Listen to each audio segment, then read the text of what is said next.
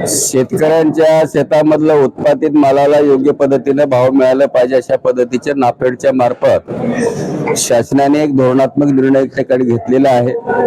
शेतकऱ्यांपैकी समोर कुणीतरी येऊन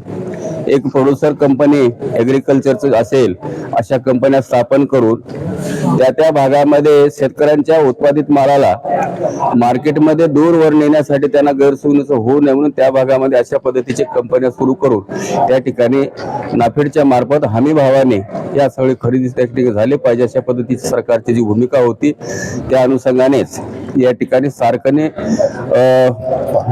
फार्मर प्रोड्युसर कंपनीचं या ठिकाणी गेली 3-4 वर्षापासून एक खरेदी सेंटर या ठिकाणी सुरू आहे। त्याच पद्धतीने आजच्या असणाऱ्या खरेदी सेंटरचं आपण रीतसर उद्घाटन केलेलं आहे।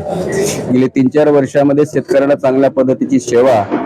या सरकारी प्रोड्युसर कंपनीने या ठिकाणी दिलेली आहे। भविष्यातही ते देतील याच्याबद्दल दुमत असण्याचं कारण नाही आणि म्हणून शेतकऱ्यांना त्यांच्या सोयीचं सरकारचे ज्या काही वेगवेगळ्या प्रकारच्या शेतकऱ्यांच्या हितासाठी जे काय योजना असतील त्यांना सुविधा पुरवण्याच्या दृष्टिकोनातून काही शासकीय स्तरावरचे जे काही कार्यक्रम असतील त्याची अंमलबजावणी करण्यासाठी सरकार तशा पद्धतीने निर्णय त्या ठिकाणी घेत असतात। त्यापैकीच ही प्रोड्युसर कंपनी सुद्धा आहे आणि शेतकऱ्यांनी शेतकऱ्यांच्यासाठी हे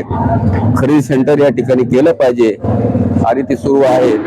अशा पद्धतीची कंपनी आज आपण त्याचं उद्घाटन या ठिकाणी केलेलं आहे आणि याचा शेतकऱ्याने अधिकाधिक फायदा घ्यावा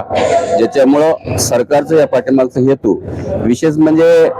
या प्रोड्युसर कंपनीचं उद्घाटन करत असताना सांगितलं पाहिजे सुरुवातीला 3 वर्षाच्या अगोदर साधारणतः आपल्याकडे 2च ठिकाणी अशा पद्धतीचे प्रोड्युसर कंपनी आपल्या होत्या। आज संपूर्ण तालुक्यामध्ये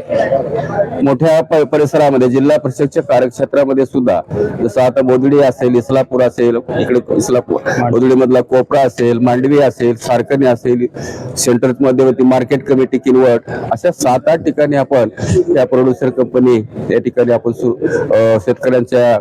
हमी भाव खरेदी करण्यासाठी नाफेडच्या मार्फत आपण मान्यता देऊन सुरू केलेला आहे। याचा निश्चितच शेतकऱ्यांना त्याचा फायदा होणार।